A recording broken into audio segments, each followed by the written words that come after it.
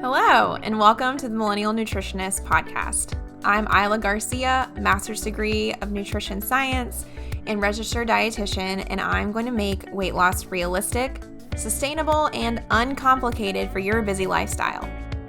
On this podcast, me and my team of registered dietitians will decipher the latest nutrition research, dissect fad diets, and discuss social media trends for you so you can feel confident knowing what to eat to achieve your health goals.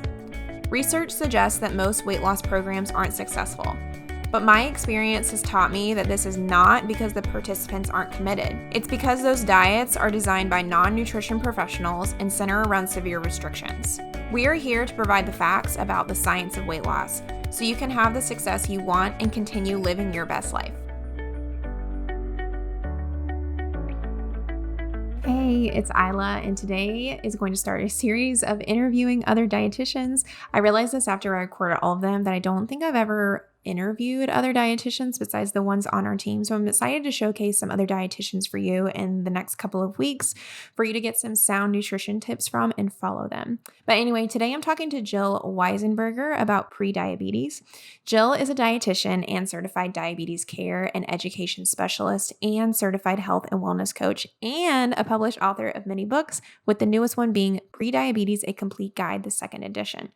In her book, she talks about what prediabetes is and what you can do if you have it, which is also what we're talking about in today's podcast episode. I think that insulin and blood sugar has become a more popular topic lately, so I wanted to make sure to get Jill on. But first, we kind of cover her opinion on a new device that I've been seeing a lot lately, which is Lumen, that tells us if we're burning more fats versus carbs and if we should change our diet depending on the results. She also weighs in on the current Ozempic craze and how she has been using this medication for a while with her prediabetes and diabetes clients. Having prediabetes can impede your ability to lose weight because it can increase our hunger hormones, making us constantly think about food. It can also have serious implications if left untreated, including diabetes and kidney disease. However, prediabetes is very treatable with lifestyle interventions, so make sure to take note of the recommendation that Jill provides for us today. Also, if you have prediabetes, check out Jill's checklist by going to www.jillweisenberger.com/prediabetes-checklist. We'll put the link in the show notes in the description too, so you can start identifying some changes that you can make today. Thank you so much for joining us today, Jill. How are you? I am great. Thanks for having me here. Yeah, I'm excited. This is a topic that I think I've gotten the most audience questions about from Instagram. So I'm excited to dive in because I think this will be an episode that a lot of people will find useful. But let's go ahead and get started. I ask everybody the same thing. Are there any new foods or like wellness habits that you've been into recently that others can be inspired by? Well, I don't know that it's a new food really, but there's something that I've been eating a lot because I've been traveling and I really believe in eating a whole lot of non-starchy vegetables, and sometimes it's hard when you travel. Yeah. So I've been buying the dehydrated beets and carrots. Several brands make them, but maybe the brand that's most familiar is Rhythm. They're so delicious.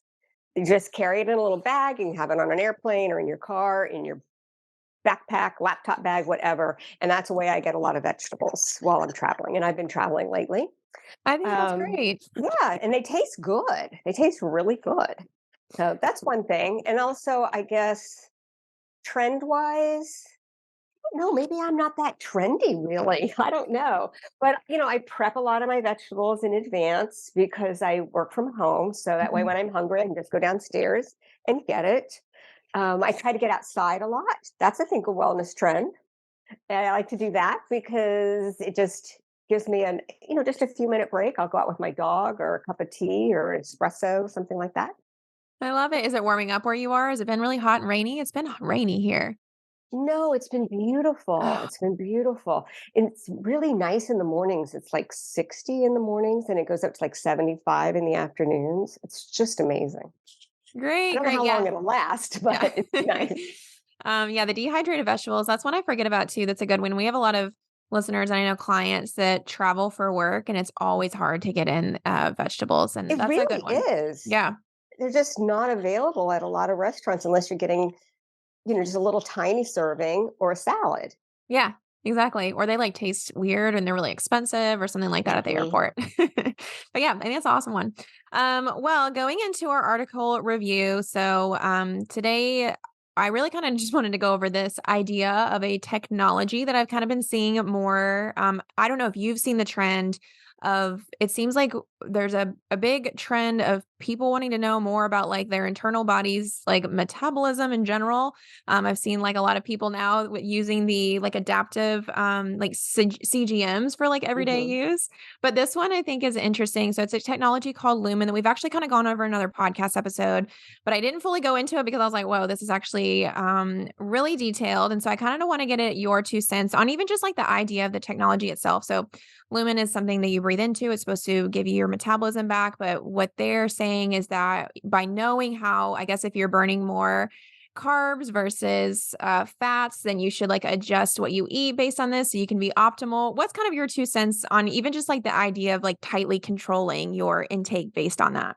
The only thing that I've seen is some validation research that validates the tool itself, that the Hmm. tool is giving a fairly good measurement of what your respiration is. So whether you're breathing, it's giving you an idea of whether you're breathing carbohydrates, whether you're burning carbohydrates or fats. So Hmm. that's I've seen. I have no knowledge of how it can be helpful to know that in Hmm. changing your diet. I don't see how. I just don't understand. I don't have any experience with the product.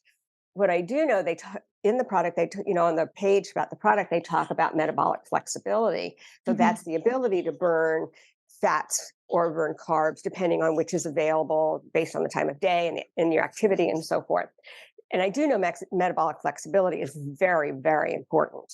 Hmm. Um, and there's, some research that suggests, actually, I think it's pretty good research that suggests that if you can fix that metabolic inflexibility, people have an easier time losing weight and controlling their blood sugars, just being healthier and feeling better all around. And my understanding is one of the best ways to improve metabolic flexibility is through exercise. Hmm. So I don't get the thing about eating this based on what you're breathing. Yeah. Yeah, that's why a lot of times what we kind of conclude on this too. It's like, okay, even if you have the information, like what are you going to do with it? That's different. Like we already talk about exercising. So it sounds like the recommendation is going to go back to exercising, even if you have the information, is kind of what I'm getting at or what I'm hearing you say. Is that kind of what you're saying? Yes, that is what I'm saying, but with the caveat that I don't understand the technology well enough to be an authority. Yeah, yeah. No, I think that's good, but it is interesting still to hear that it is a thing that you do have this like metabolic flexibility. So that's part's not really made up, but again, it is just either way we need to exercise if we have the information or not. So I think that if Mhm. you want to spend money on it, great, but it sounds like a recommendation isn't really going to change whether you want to spend money on that or not. Uh, Sometimes products like that I think are a distraction. Like mm, we'll spend money and time and effort and learn as much as we can about whatever feedback it's giving us. But there are other things that we could be spending our money and time and energy on that we know are so effective, like taking the time to plan your meals, taking the time to go for a bike ride and a walk, or just spending a few minutes outside, like I said, with a cup of tea or your dog. Those things are really good for you. And we know that. So I think sometimes this technology can be a little distracting from things that are truly important. yeah, I agree. I agree. I was going to ask, do you feel like, or can you recommend any other products or changes to make? Because I think sometimes people just want to buy stuff too. Maybe we can direct them to buy something that's a little bit more helpful. So, what do you think? I don't know. I love my Apple Watch. Yeah. I can't imagine being without it. But I think when it comes to technology, the one that's the most useful to the people I work with is a continuous glucose monitor. But even Mm-hmm. that can be distracting. Mm-hmm. That I think is really important for people with diabetes, much less so for people with prediabetes. Though, one thing that it will do for people with prediabetes, it will help you to identify whether you're in that prediabetes range because your fasting blood sugar is elevated or Mm. because your post meal blood sugar is elevated or both. So your Mhm. highest risk for getting diabetes is when they are both elevated, both the fasting and the after meal, after eating. Oh. But often it's just one. So let's just say it's your after meal blood sugar that's high. There's different things that you would do for that than if it were, just your fasting. So I think it's really important to take a walk after a meal if your blood sugar is high after eating, and less important to take it after a meal, but important to take it, Mhm. regardless of the time, if you don't have after meal high blood sugars. So in that respect, I think a continuous glucose monitor is really helpful for people with prediabetes. But I mean, the whole biohacking thing is, yeah, it's a little overblown, I think, and like I said, distracting and expensive. Yeah. Okay. Well, I'm glad to know that we both kind of agree on that. I'm always open to hear different thoughts of like schools of thought, but it sounds like we are on the same page about that. Hey, with a new month comes a new product I'd like to share with you. And for June, I want to talk to you about Fire Belly Tea. A lot of people have been interested in non alcoholic alternatives, and their iced tea is a great 0 calorie option to keep stocked for when you're tired of just plain water. If you know me, I'm all about eating and drinking whole, natural foods to the best of your ability, and tea is just that. I feel like people forget about this OG water alternative when there's so many other things out there right now. So I'm going to remind you of some of the benefits and why I like this tea so much. So Fire Belly teas are a loose leaf, which makes it taste better because you get more surface area from the actual tea leaf. And they're also infused with herbs, spices, and fruits, which give them very unique flavors. They're also just super vibey. What sucked me in is their packaging. So I'll show you here some of the packaging. It just seems, I don't know, super cool and trendy. And their flavors are great. And then the bespoke iced tea carafe. Super cool and really cute to put in your fridge, and you pour it out like that. Sometimes we choose the higher calorie drink option because the marketing sucks us in and it makes us think it's the cooler option. But we can make low calorie drink options cool too, so that we don't have to feel like we're depriving ourselves of a fun drink experience. They also just have so much to choose from. They have green tea, black tea, herbal tea, mate tea. I don't know what that is. I hope I said it right. Matcha, oolong, and my favorite right now, iced teas, or like teas that would be really well iced. You can take their online quiz for a customized recommendation, cater to your desired time to drink the tea, your benefit you want, and the flavor you want. When I took the quiz, I was recommended the after dinner mint, which is chocolate, mint, and valerian root, and the crowd pleaser, which is black tea with vanilla and almond. I think because I said that I really like coffee flavors, but those sound really, really good to me. But my personal favorite is the Caribbean Dream, which I have here, and I really like making it iced. It has pieces of coconut, pineapple, and apple crisp, so it feels like I'm drinking a pina colada without all of the calories or the hangover. They also have a lot of recipes on their blog that I want to try with some of the iced tea blends so that I can make it more of a mocktail in the summer. So they have recipe that's Thai iced tea with peaches. I feel like Thai iced tea is like super popular right now. And the Caribbean coconut lime tea, which I think you can make with the Caribbean Dream. So that sounds super fun. And I want to make a whole batch to bring to my next book club to help my friends also learn about some healthier drink options. They reached out to me to try their product, and as soon as I opened their box, I knew this would be our next podcast sponsor because they're not making any crazy health claims about like it being a skinny tea or metabolism boosting or anything like that. They're just making a 0 calorie drink option and overall experience. Swapping out that higher calorie alcohol drink on these hot June days to Fire Belly iced tea could help you to achieve the calorie deficit you need to reach your health goals. Try Fire Belly tea today by going to www.firebellytea.com/ILA15 and use the discount code ILA15, it's ILLA 15 at checkout to receive 15% off. Going into kind of like what you were just talking about, because I already feel like I have a lot of follow-up questions. Can you explain what pre-diabetes is?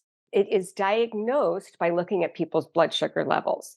So it is diagnosed when somebody has a blood sugar that's higher than normal, but lower than diabetes.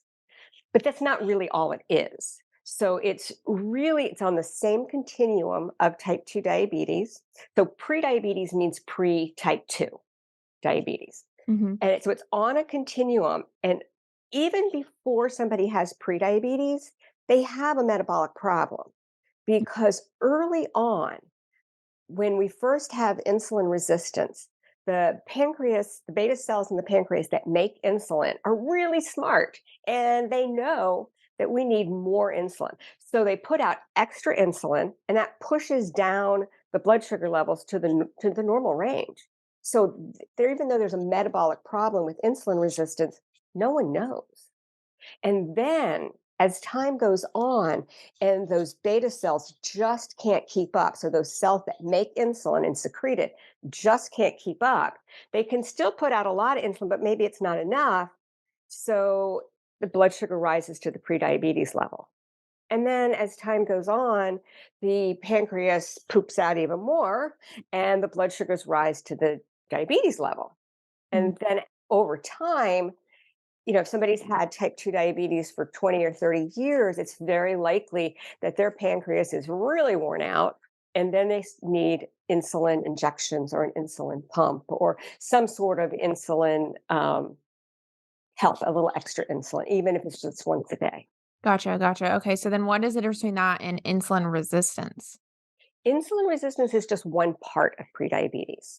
So that's that early part when I said that blood sugars are still normal. So in prediabetes and type 2 diabetes always have two things going on. One is insulin resistance, where the certain cells of the body just don't use insulin right. But the other part, where you have prediabetes or type 2 diabetes, is when there is some loss of beta cell function. So before those beta cells are lost and you have a high amount of insulin, you have insulin resistance, but you don't have prediabetes. Gotcha. So the progression is insulin resistance, prediabetes, and then type 2 diabetes. hmm But by the Gotcha. time somebody's diagnosed with prediabetes, that means they've already lost some beta cell function. Mm. And usually they'll say it's about 30%. So then is it reversible, like to the point where you can like not have prediabetes anymore if you catch it or Yes. no? Okay. Yes. It is reversible, but it doesn't mean that it's cured and gone forever. So Mm. I think that's an issue that a lot of people struggle with. They want it to be cured. I get that. Mhm. But we really don't know what's going on with those beta cells, how much function is left. And it is a progressive problem. That loss of beta cell function is progressive. So that's why prediabetes has lower blood sugars than diabetes. And later stages of diabetes, people often need insulin injections. So it's the loss of beta cell function that dictates the rate of going from insulin resistance with normal blood sugars to prediabetes to type 2 diabetes to late stage type 2 diabetes. Okay. And so if you have an insulin resistant, like can anybody have insulin resistance or no, it's only if like you're kind of on this route of progression? Like can you like go in and out of insulin resistance in your life, I guess is what I'm asking? Yeah, I mean, pregnant women have insulin resistance. That's just normal physiology, Okay. you know? Okay. So it's not necessarily all bad. And yes, you can have insulin resistance and be more active and become less insulin resistant. If somebody has overweight or obesity and they lose some weight, we usually see insulin resistance improve. Mm. So, yes, Okay, definitely. yeah. I just feel like there's such a big emphasis on it right now, especially like in the weight loss space that I focus on, but I don't feel like I ever learned about it in school. So I'm also trying to ask myself, like, is it a thing we should really focus on? Like, or is it just like a normal part of your body? Like some people freak out about, I don't know, about like breathing, like breathing out too many carbs when like I know that's like a normal part of life anyway. We shouldn't focus on it. But it sounds like we should focus on it if it comes out of control. Is that what you're saying? Yes, we don't want to be insulin resistant Okay. typically. The only time I can think of that it's normal physiology is pregnancy, but there Gotcha. could be another time. Okay. And then this was an audience question that kind of relates. So, like, how do you know if you have these? So, like, I think even going on with maybe like testing or like what are symptoms? What about all that? There are zero symptoms for prediabetes. Okay. Zero. Now, there are maybe, I wouldn't call them symptoms, but there are some things that you might have in your blood work that could tell you. So, typically, people who have insulin resistance have high triglycerides and Mm. low HDL. In fact, if you divide the HDL cholesterol into the triglycerides, if you have a number of 3 or higher, a lot of people will call that insulin resistance. So that's one way. It's not a symptom, it's just another way of kind of double checking. High blood pressure is often goes along with insulin resistance, so that's another one. Mhm. Those 3 things are really the things that I tend to look at the most, but there really are no symptoms, and that's why, now the ADA recommends that everybody at age 35 and older is screened regularly for prediabetes and diabetes. It used to be much older than that. It's come down over the years, and I think most recently, before this, it was 40 or 45, but now it's 35. Okay, so then what would cause somebody if they're younger than 35 to know to get tested? Basically, if there's high blood pressure or high triglycerides or low HDL, um, that's really it. Gotcha, gotcha, okay. And then how does this relate to weight? Like, if you're overweight, does that mean that you should be more, like, worried that you have these things, or no, it should just be, like, those triglycerides and things like that? Insulin resistance does tend to go up as weight goes up, and it comes down as someone with overweight or obesity loses weight. Okay, So, having a lot of extra weight does increase your risk for insulin resistance, prediabetes, type 2 diabetes, and a whole host of other things. So I think it's prudent to be checked earlier. In fact, okay. I think the guidelines actually say that to check earlier in people with obesity and high hypertension and those other risk factors that I talked about.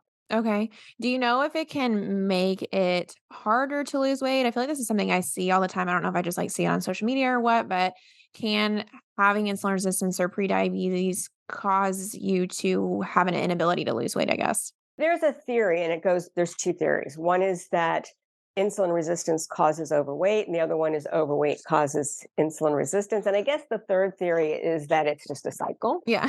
And I don't really, I'm not a researcher, so Mhm. I don't feel that I have the answer for that. But if I had to put money on it, which don't make me, but if I Yeah. had to put money on it, I would say that overweight causes insulin resistance. Mhm. Um, but here's the thing: when somebody has type 2 diabetes or prediabetes, and perhaps even prior to prediabetes, when they're just in that insulin resistant stage, they're often like I'll say that the gut hormones and the brain neurochemicals are a little out of whack. Mhm. And so one of those is GLP-1. Mhm. It's an incretin hormone, just meaning it's a hormone from the gut, and it is important in insulin release. It's important in appetite control. It's important in a lot of things. So Mhm. when that's out of whack, it makes people very hungry.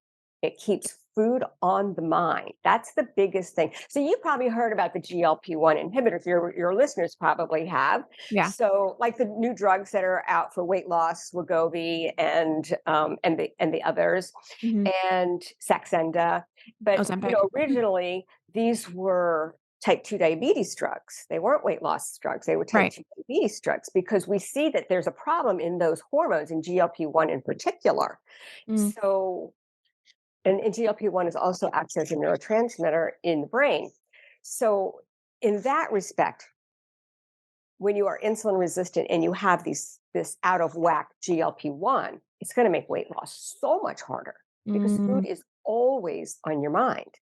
So, just to give you an example, one of my former patients has type 2 diabetes, and she had lost a lot of weight and was eating better, and she was getting a lot of low blood sugars. So, I wanted her medications changed. We talked to her doctor, and we asked her to put her on one of the GLP-1 inhibitors instead of the drugs that have a side effect of low blood sugar. Mhm. And you know what she said? She said, "This drug saved my life because I no longer have food on my mind Mhm. constantly." So it was a out of whack hormone, right? It's crazy. And that's so in that respect, yes, it definitely makes weight loss harder. Are you saying that having, like, extra adipose tissue or excess fat on your body causes the hormones to be out of whack, or it's the insulin resistance? I don't think anybody knows. Oh, They okay. go It's just together. all associated is what you're Yeah. saying? Mhm. Gotcha, gotcha. Okay, yeah, because then I'm trying to think of, okay, so then, like, what part do you fix? Or it just seems like you just try to fix something and maybe it all gets better? Well, when they fix this GLP-1 problem, Yeah, blood sugars improve, appetite improves, appetite control improves, weight loss comes down, it's just I've used interesting. those drugs a lot because I am a certified diabetes what's Educator? yes, certified diabetes educator, but we're actually called something else now. Oh, Um, certified diabetes care and education specialist. It was changed. okay. Certified diabetes care and education specialist is what we've been called for the last couple of years. Gotcha. So I've been using these GLP-1 mimickers. I may have said inhibitors, and I didn't mean that. Mm, GLP-1 mimickers. Um, I've been using them for years, mm, and they have helped so many people. It's just mhm. been wonderful. Yeah, yeah. That's so interesting. It's definitely like a hot topic. Everybody wants to know about it. Everybody's being prescribed it. And the interesting thing that I've heard about it too, I mean, I don't know the research behind it. I think I heard on a podcast is that they're finding that it also is acting on other areas of compulsion, or I don't know if that's the right word, but like addiction and things like that. And then it's kind of helping with that mindset too. And they don't really know what, but it kind of makes sense with what Interesting. you're saying, that if Yeah. there's this constant chatter of eating more, that maybe there's something else in the brain that's like that too, that it's acting on. Mhm. But That's fascinating. yeah, okay, so let's say that somebody gets diagnosed with a prediabetes, or they're told they may have insulin resistance or something like that. What happens if they just don't do anything about it? It makes me sad. Uh-huh. um, the number one risk factor for type 2 diabetes is prediabetes. That's Mm, the number one risk factor. That doesn't mean mm, that everybody who has prediabetes is going to develop type 2 diabetes, but it means that your risk is really, really high. Just like everybody who smokes doesn't get cancer, but your risk is really, really high. So it makes sense to try to modify that behavior. So if you're diagnosed with prediabetes, it makes sense to try to reverse that if possible, or at least delay or prevent type 2 diabetes. So it's not gotcha. a guarantee, Mm. but you want to play out your hand of cards as best as you can. And so if you're saying prediabetes doesn't have any symptoms, like somebody might not feel motivated to be like, well, it doesn't make my life feel any better if I reverse this and have to do all this work. What happens if you get diabetes and you don't do anything about it just to get some people motivated if they might have prediabetes? Um, okay, so the complications of uncontrolled diabetes are eye disease, kidney disease, and heart disease. Mm, Other things as well, but those are the main things. But here's the thing, they are present in a lot of people with prediabetes. So mhm. it's like this secretive problem. People don't know they have it. They apparently 1 in 38 adults in the US, that is not correct. 38%. I knew I was saying that wrong. Okay. 38% of adults in the US has prediabetes, but only 19% of them know they have it. So that leaves Mm. 81% of the people who aren't doing, you don't know to do anything about it. But when they do studies and they look at the population, about 14% of people with prediabetes already have diabetic eye disease. Oh, wow. They have retinopathy, which is diabetic retinopathy, which is diabetic eye disease. So they don't have diabetes, but they still have the eye disease. So we don't know if it's because they've had prediabetes for a long time, or because maybe they have um, a genetic predisposition, or is it because they've had running a higher range of prediabetes? We don't know that. But we also see higher levels of neuropathy, Mm, 11 to 25%, depending on what study you're looking at. And we see higher levels of kidney disease. And we also know that we have higher levels of heart disease, mm. stroke, and heart attack. Gotcha, gotcha, okay. So, like, those aren't really symptoms of Mhm, prediabetes, but they are associated. So, when I think of symptoms, I would, think like, oh, well, diabetes, you might have blurry vision, you might mhm, have frequent urination, frequent thirst, severe fatigue. We don't really have that with prediabetes. It's the same problem, it's just earlier in the stage.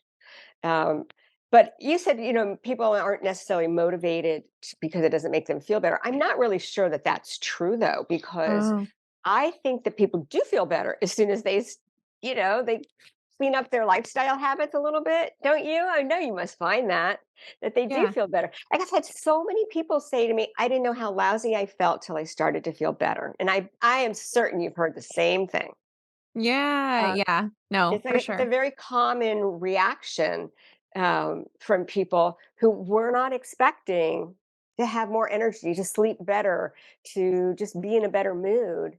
And they just, they cleaned up their diet, their exercise, their sleep, maybe some stress. They get outside a little bit, feel that sunshine. Yeah. Yeah. So it all Yeah. works together.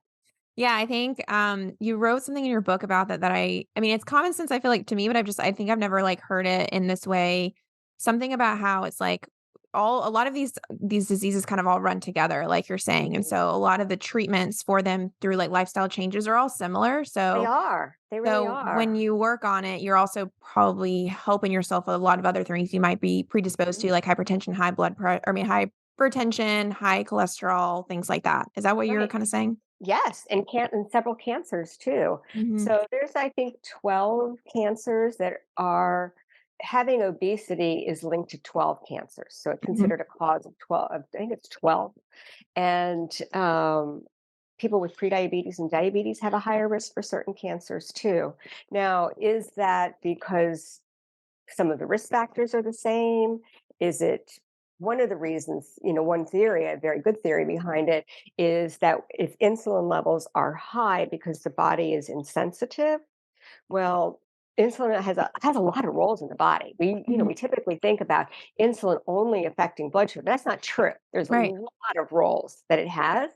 And one of them is that mitogenic effect. So it's the cell division effect. Mhm. So if there's more cell division, there's more opportunity for there to be mutations. Interesting. So that's another theory. Wow, okay, yeah. I never thought of that, but that it does really make sense. Mhm. What do you do if you have prediabetes? Like, let's say, okay, we've motivated somebody, they're like, "I wanna take care of this." Like, what do you recommend that they start working on? There's a lot of different aspects. So, I mean, we can think about diet and exercise and sleep. Those are probably the main ones. Mhm, Um, but let's just take diet to start with. mhm. People always want to know, what am I not allowed to have? And I'm not sure what your style is, but I don't like to give a lot of lists of don't ever eat this. Yeah, I'm Right. not surprised that you're nodding your head. Yeah.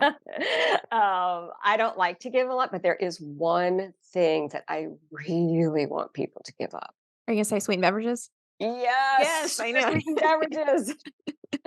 They're just not good for us at Yeah. all in any way. Yeah. And they are linked to insulin resistance and they are linked to weight gain. People with prediabetes who drink sugar sweetened beverages have a much higher risk of going on to type 2 diabetes. Mm, And people who don't have prediabetes and drink sugar sweetened beverages are much more likely to go on to prediabetes. So, you can be normal, healthy blood sugar levels, drink a lot of sodas or lemonade or sweet teas, and you're going to go to prediabetes. You already have prediabetes, your chances of going to diabetes, type 2 diabetes are just so high. So that's the one thing. If I could just change that one thing for somebody who's drinking them, that's really, really huge. But for mhm, the most part, I really just like to see people just eat what they know to be healthy foods. mm, I think we all pretty much can recognize what are healthy foods, not so much for Cheetos, but yeah, quinoa and salmon and black beans. Yes, that type of thing. Just eat some healthy foods. I don't do a lot of carb counting with people with prediabetes, but I do with diabetes. And mhm, the reason for that is if you have prediabetes, you're not at risk for a very high blood sugar. But mhm, somebody with diabetes could be at risk for a very high blood sugar. So I like to do carb counting, but not with prediabetes because I don't think we need to. And by eating a lot of really wholesome foods, particularly plant-based foods, though I'm not vegan or vegetarian, but by eating a lot of plants, we get all those phytonutrients that are anti-inflammatory compounds, that are insulin sensitizing compounds. So I don't want people to think, oh well, I shouldn't eat cantaloupe or I shouldn't eat, a sweet potato or beets or whatever because I think it has sugar or I think it has starch. Those things are filled with disease fighting, health boosting compounds. Mhm. So I think probably the method I like best for meal planning is just the simple plate method. Mhm. You just take up a plate. We recommend a 9-inch plate, not a platter, a 9-inch plate. Divide that plate in half. Make sure half of that plate is filled with non-starchy vegetables, asparagus, zucchini, carrots, tomatoes, cabbage, cauliflower, Brussels sprouts, that type of thing. And then divide the other half between a protein-rich food and a carbohydrate or a starchy food. Mm. Um, because you can do that at a buffet. I mean, I know people who do that at, Thanksgiving dinner and things like that, because it doesn't say you can't have. Right. You can go and get a dollop of mac and cheese and a dollop of sweet potato and a dollop of cranberry sauce and put that in your quarter plate. You Mhm. can do that and leave the rest for the non-starchy vegetables, the salad, the green beans, and the turkey, whatever. Like, so you can just do it for anything. You can do it, if it's a bowl. Let's say you have beef stew. So you look down and you want to know that you have twice as much non-starchy vegetable as anything else, and about the same amount of potato or corn or whatever the starch is as you have beef. If Mhm. you don't have enough vegetable, you add a salad or a side of string beans or broccoli or something like that. So it's very, very flexible and you can do it with any type of cuisine. If you like Indian food, Chinese, Thai, Italian, anything. Yeah, we love the plate method over here. Our clients, they honestly like maybe have a little bit more trouble with it sometimes because then they always want to think about like, oh, well then where's this avocado go? And if we just Right. constantly break it down, it tends to go better. But can you remind us again, why does that help with pre-diabetes? Like following that specific method? Well, it's very balanced. Hmm. So you're going to get it doesn't limit your food. So you're going to have a huge variety of food. So it gives you the opportunity to have all the nutrients that you need.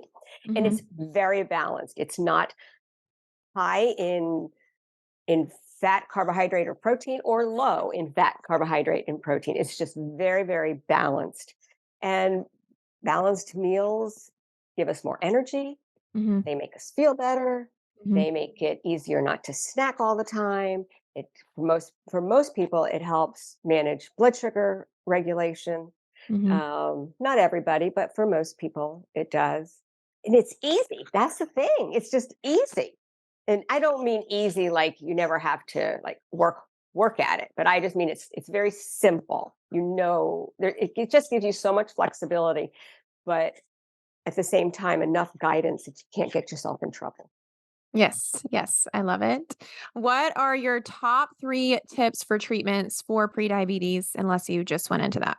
So I do think the plate method is really, really good. I don't want anybody going, super low on anything unless there's another medical reason. Like, Mm. I don't want you going super low fat unless you're also dealing with like some gallbladder problems or Mhm. gastroparesis or something like that. Don't want you going super low carb because you can't get those cancer fighters, insulin sensitizers, anti-inflammatory compounds, and all the other good things. Um, so yeah, the plate method there. Also being active. So a couple of things. Any type of activity that you do boosts your insulin sensitivity. So I like to think about exercise in three components. I think most people, when they think about exercise, they think about cardiovascular or aerobic exercise, walking, jogging, swimming, biking, something like that. Excellent for us. And it can make us more sensitive to insulin for a couple of hours and even for as long as 2 days. So that's very important. Also, when you exercise, your muscles will take up sugar out of the blood, regardless of being insulin resistant or Oh, not. wow. So we have non-insulin mediated uptake. So Mm. all that means is that insulin isn't necessary for glucose to go into the muscle when you're exercising. I get a lot of pushback on strength training. I don't know if you see the same thing, but just a lot of people don't want to do it. Yeah, no, I get the Um, same thing. I'm glad to know I'm not alone. But here's the thing, it's so important. Not I Yes. mean, it's so important for so many things, but let's just limit it to prediabetes here. Okay. Okay, let's just for, sake of conversation. It increases insulin sensitivity. And it does so differently than the cardiovascular exercise. So if you do the aerobic exercise or cardiovascular, you're boosting your insulin sensitivity.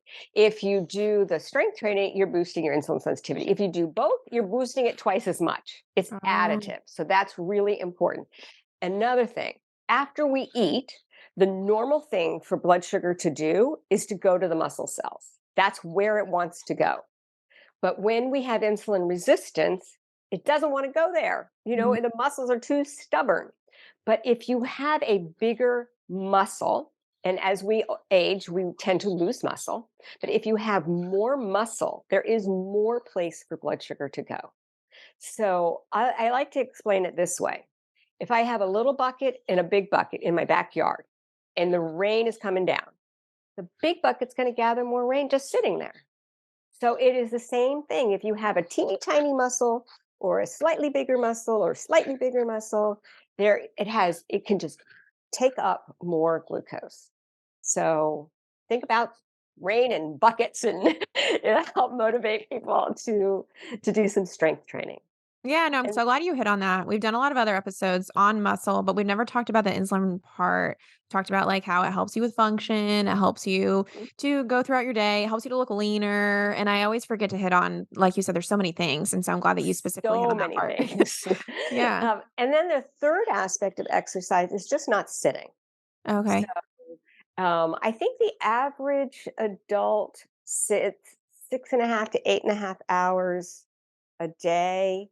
An average adult over the age of 65 sits like another extra hour beyond that. Mm, Um, and sitting, just being inactive, not sitting specifically, you could be lying down, you could just whatever, reclining to the side, but being inactive increases the risk for a whole bunch of health problems, including prediabetes and type 2 diabetes. So what we know is we've seen this in studies, epidemiological type studies, and actually other studies too. We see that when people are active, it increases muscle contraction, it increases glucose uptake, it increases energy expenditure or calorie expenditure. So there's a lot of reasons to do that. And the American Diabetes Association recommends that we break up long periods of sitting with 3 minutes of light activity every half hour. wow. So I don't know, we probably should have been getting up by now, I know. but I'm thinking about myself. I'm like, I feel like I sit 10 hours a day. I need to get on it. well, okay, here's back to the trend. I guess it's not really a trend. You asked me right at the beginning, but, I have a treadmill desk that I use when I write, Oh, and that's okay. basically the reason that I got it. So I only use it for writing. I'm not going to do it while I'm talking to you Right. here. And if I'm using PowerPoint and making slides or whatever, I'm not going to do it. But yes, if I'm writing an email, working on one of my books, writing a blog post, something like that, I have my treadmill desk. But there's ways that people can do that without having to have a lot of space in a treadmill desk. you Okay. know, so like one example is I worked on the third floor um, in one of my jobs. I worked on the third floor, and I worked there for 8 years. I Mhm. never one time took the elevator, never Mm, once. So 3 flights isn't very much. But when you think about doing it for 8 years, that adds up, right? yeah. I would never use the bathroom that's really close to me. I would always pass the closest bathroom and then go use one down the hall or up the stairs or Mm, something like that. Also in the work setting, instead of calling or emailing your coworker if they're down the hall, stand up, walk over there. So there's lots of things that you can do like that. I've had people who, if they're doing a lot of reading or crafting or watching television, they'll have a routine where they get up between chapters or get up during commercials or every 30 minutes when the timer goes off or something, and just anything, this kind of thing, doing leg lifts, doing push-ups against the wall or a desk. The other person, every time the phone rings, she stands up. Somebody else stands up every time she gets a drink of water. So it's not like formal every 30 minutes, I'm going to mm. do something. But the idea is just to get up regularly. Yeah, and I think the Apple Watch does a good job at that too. It does. It Yeah, does. it tells you to do it, and I'm always telling people to do it for steps because all those little steps can add up, but that's another motivator now is to think about my insulin and it going in my cells every time I That's stand right. up. That's right. Yeah, just a little bit of movement. It makes a difference. We have another audience question. It's a little bit more niche. So do you recommend an isotal? I think is how you pronounce it. And do you know of any risks or benefits associated with it? What do you even know about this, I guess, supplement? I do know a lot of people use it, particularly with PCOS, Mm, polycystic ovarian. ovarian syndrome. Mhm. I don't have personal experience with it, but I do know other dietitians who have used it, like I said, particularly with PCOS and with success. Okay, okay, Really but it all I sounds can like tell you. you've used more of the new, like, trendy or not, like, new, but the, like, GLP-1 is it inhibitor or They're mimickers. I think I said mimicker inhibitors, medications. but that's not what I meant. Okay, mimicker medications more in your practice for your patients that have prediabetes, is that right? Yes, yes, and Okay, also metformin is a drug that's used pretty often. Not I don't have I haven't had too many people with prediabetes on it, but it is okay, sometimes recommended. okay. But it's a drug that reduces insulin resistance and it Mhm, helps control, particularly sometimes we call that the leaky liver when the liver, just keeps pushing glucose out. It's not really mhm, leaky, but it's a way of thinking about it. Just keeps pushing glucose out, even though you don't need any more glucose from the liver. And it helps to stop that. You know how sometimes people will like measure their blood sugar and let's say it's 100 when they go to bed and then it's 125 when they wake up and they say, mm. "How could that be? I didn't eat anything." Oh, yeah, That's the liver. That's the liver putting out extra sugar. So, interesting. Okay. yeah. And then another audience question, is there any recommended sugar intake for pre-diabetes and how much to limit to lower A1C glucose? What about that? I like the American Heart Association guidelines for added sugar. So when we're talking about that, I really do mean added sugar because there's sugar in milk and yogurt and blueberries and apples and pears and cantaloupe and all fruits. Right, And there's even sugar in vinegar and there's sugar in broccoli. So, right. I'm really talking just added sugars. My personal guideline is as little as possible. Oh, Make it count. mm, The American Heart Association recommends, maybe you remember this, it's 9 teaspoons, which would be 36 grams for men, and 6 teaspoons, which is 24 grams of added sugar a day for women. And it's mm, basically just using a small percentage of total calories. mm. Um, but we can't really use teaspoons because we can't like look at a slice of bread and say how many Right. teaspoons of sugar is in there. So you have to really look at grams on labels if you want to do that. um, and then know if you're doing it at home, then a teaspoon is about 4 grams. Mm, So basically it's not very much. okay. If a 12-ounce can of soda is 40, that's already more than even a man should have. Right. So And just um, to define the added part, because I get this question a lot too from my clients. The added, how would you know if something's added? Like if somebody doesn't even know, how would somebody be able to identify this is an added sugar versus just like a naturally occurring sugar? you have to look at a food label for most things, and Mhm. now added sugars is listed. Mhm. So we have total carbohydrate, and then under that is fiber, 'cause fiber is a type of carbohydrate, and sugar is a type of carbohydrate. And then under total sugars, there's going to be a line for added sugars. Mhm. That's the number that you want to look at, the number for added sugars. But of course, you know what you're putting in your own food. Are you putting a Mm. teaspoon of sugar in your coffee, or are you putting a teaspoon of sugar in your coffee 6 times? Mm. Are you eating, a lot of desserts? Then you know that they're going to have added sugars in it. You can still look at the label to see what it is. Mhm. Like honey and maple syrup, even though they do come from nature, they are nothing but, they do have some nutrition in them, some vitamins and minerals and things, but they are basically just added sugar. So Right. even if you're adding pure syrup or, the highest quality honey, we still have to count that as an added sugar. Gotcha. And you're saying So that's for everybody across the board or just for people who have it prediabetes and is. diabetes? Yeah. It's everybody across the board. Yeah. The reason for it is because it doesn't come with nutrition typically. Right. or at least not very much, Mhm. and it adds a lot of calories.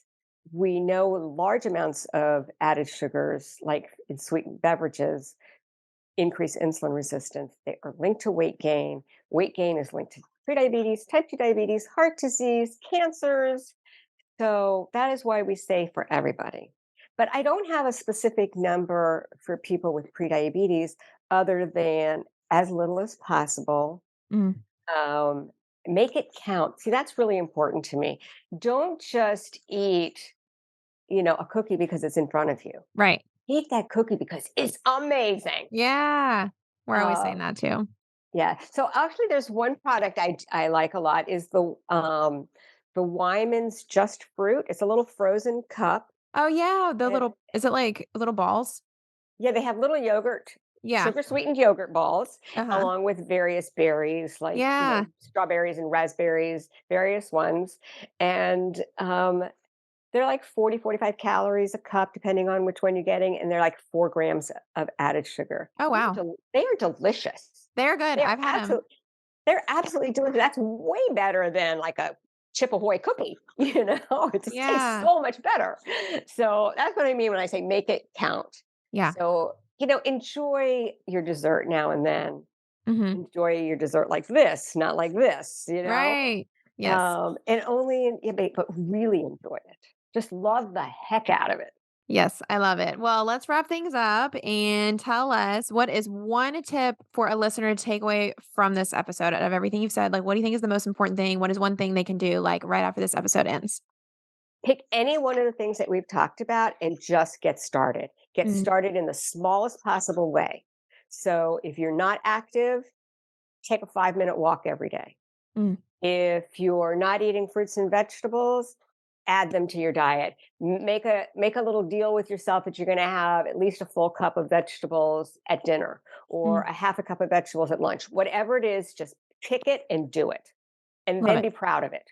Yes, yes. Well, thank you so much for joining us today. I think this was really helpful. Where can people get more information from you, work with you, find you, anything here that people can connect with you on? Okay, so as long as people can spell my last name, they can find me Uh-huh. because my website is jillweisenberger.com. Uh-huh. And my new book is Prediabetes, A Complete Guide, the second Yes. edition. Uh-huh. So they can get that anywhere that books are sold. They can find me on social media at Nutrition Jill. Love it. Well, thank you so much for coming on today, Jill. My pleasure. I had a really nice time. Thank you so much for listening to the Millennial Nutritionist Podcast. For daily weight loss tips and nutrition information, you can find us on Instagram at the.millennial.nutritionist and on TikTok at millennial.nutritionist. If you find this information helpful, please subscribe to the podcast and share it with a friend who needs encouragement on their health journey. See you in the next episode.